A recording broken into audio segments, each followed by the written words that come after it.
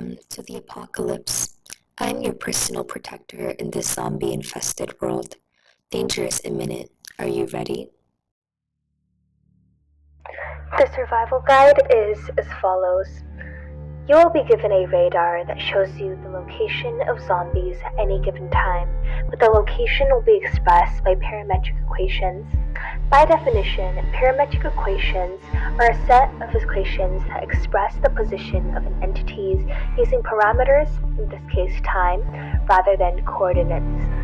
The positions of the zombies can be expressed as one of the following. If a zombie's current coordinates are xy, and it starts off initially at point AB, then xy can be represented as AB plus t multiplied by the displacement vector c, d. Expanding this, we get x, y equals to a plus ct, b plus ct. In this case, we say that the locations of zombies are a function of time, because given any specific time, we can find the location of the zombie by plugging the t-value into the parametric equations. But it's not enough to know where they are. How fast are they, and can you outrun them? Speed is defined as the distance per unit of time. So in this case, you can find the speed of zombies by using its distance divided by the time it uses to cover that distance. Time is just the scalar or the parameter in our previous set of parametric equations, while the distance, which can be expressed using the distance formula, will also just be the magnitude of the displacement vector, since the x and y components of the displacement vectors happen to be the delta x and the delta y respectively. Given any two out of the three, speed, time, or distance, you will be able to find the remaining one.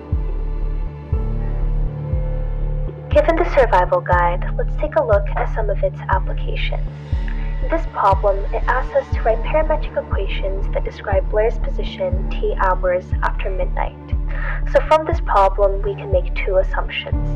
Number one, midnight is when t equals to 0, and therefore 0.15 is going to be Blair's starting coordinate. Second of all, because of the phrasing of the above sentence, the x-coordinate increasing by 4 units every hour, we can also assume that delta t is just equal to 1 hour as well. So in order to construct the parametric equation, we only need the displacement vector. To find the displacement vector, we want to find the change in x and the change in y. In this question, the change in the x is already given 4 units every hour, and we're also given the slope of the line that Blair is moving along, which is y equals 3x plus 2. And because the slope is 3, we know that delta y over delta x also has to be 3, and if delta x is 4, then delta y would have to be 12. Combining all of these factors, we have the parametric equation of x, y equals to 1, 5 plus the scalar t multiplied by the displacement vector for 12. Visual representation, we can also see where Blair is at any given time. When t equals 0, she is at her starting point, 1, 5. When we want to drag the t around, make her go forward or back in time, we'll also be able to acquire her position. Now, the problem asks us to find what happens to Blair when it is 10:15 p.m.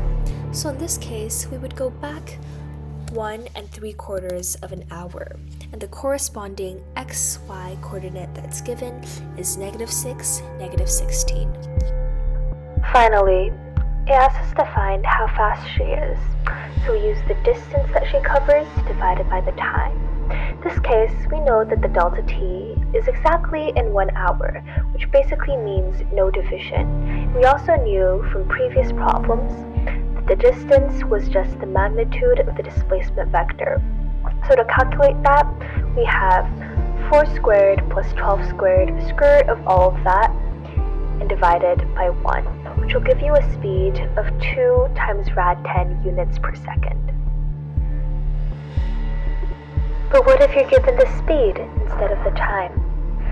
In this scenario, you're given that the speed of a bug is 5 units per second, and its motion is along the line 3x plus 4y equals 12. Given this instance then, the unknown variable is time. In order to find the distance, you take the two intercepts of the line, being 4, 0 and 0, 3, and find its displacement vector, which corresponds to negative 4, 3. We also know from the survival guidelines that the distance is the magnitude of the displacement vector. So if we take negative 4 squared plus 3 squared and square root of all of that, we acquire a distance of 5. Since the distance divided by the speed gives us time, then the time it takes for the bug to reach the y-axis will just be when t equals to 1. Same thing as the previous scenario. By changing the value of t, we're able to see the bug's motion along the line and where the bug is at each unit of time. So if t were equal to 2, then the bug would be at the coordinates negative 4, 6.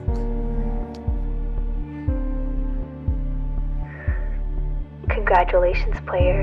You're ready for the apocalypse. Remember, the parametric equation is going to give you the location of the zombie when you plug in any value of the parameter. In this case, it is going to be t, the scalar for time.